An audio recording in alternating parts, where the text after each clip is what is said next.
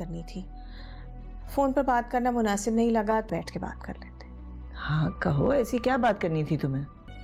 کشف کی جو اب حالت ہے اس میں اسے اب چاہیے. آپا شمیم کی نیکسٹ ایپیسوڈ میں کیا کشف بھی اب اپنے بچے سے ہاتھ دھو بیٹھے گی؟ کیا آپا شمیم کے خدشات سچ ثابت ہونے والے ہیں؟ اور اب کون سی نئی چال چلنے والی ہے آپا نسیم آپا شمیم کے ساتھ؟ کیا ہوگا نیکسٹ ایپیسوڈ میں؟ نیکسٹ ایپیسوڈ میں آپ لوگ دیکھو گے کہ جیسے ہی آپا شمیم کو یہ پتا چلے گا کہ کشف اس کی باتوں کو نہیں مان رہی اور نہ ہی سیریس لے رہی ہے، تو وہ کشف کے ماں باپ کے پاس پہنچ جائے گی اور اس کو جا کر یہ بولے گی کہ میں آپ سے ایک بات کرنے آئی ہوں. بات دراصل یہ ہے کہ کشف اس حالت میں ہے تو اب اسے یونیورسٹی نہیں جانا چاہیے. میں نہیں چاہتی اس کے ساتھ بھی وہ سب ہو جو سائرہ کے ساتھ ہوا ہے، تو پلیز آپ اسے روکیں، وہ تو ہماری مانتی ہی نہیں ہے. تو دوسری ہی طرف جو کشف کا باپ ہے وہ بھی اس کی ماں کو سمجھانے کی کوشش کرے گا کہ ہمارے لیے سب سے قیمتی سرمایہ ہماری اولاد ہے، تو جو کچھ سائرہ کے ساتھ ہوا ہے وہ اب کشف کے ساتھ نہیں ہونا چاہیے. وہاں پر عبد الباری جو ہے وہ بھی کشف کو یہی بولے گا کہ کشف، میرے دل میں بھی وہی خدشات ہیں جو شمیم آپا کے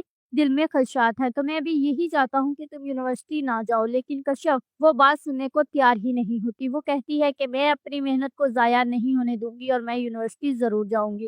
جیسے ہی عبد الباری اپنے کام کے لیے روانہ ہوتا ہے اور وہ اپنے آفس چلا جاتا ہے تو پیچھے سے کشف یونیورسٹی کے لیے تیار ہو کر یونیورسٹی چلی جاتی ہے. اور وہاں پر کیا ہوتا ہے کہ جب وہ سیڑھیوں سے نیچے گرنے لگتی ہے تو اس کا پاؤں پھسل جاتا ہے اور وہ گر جاتی ہے. اس کے گرنے کی وجہ سے اب آپا شمیم اس کا بہت برا حال کرنے والی ہے اور وہ اس کو بولے گی کہ میں تو پہلے ہی کہتی تھی کہ ان سب میں احتیاط کی ضرورت ہے، لیکن ہماری مانتا اور سنتا ہی کون ہے؟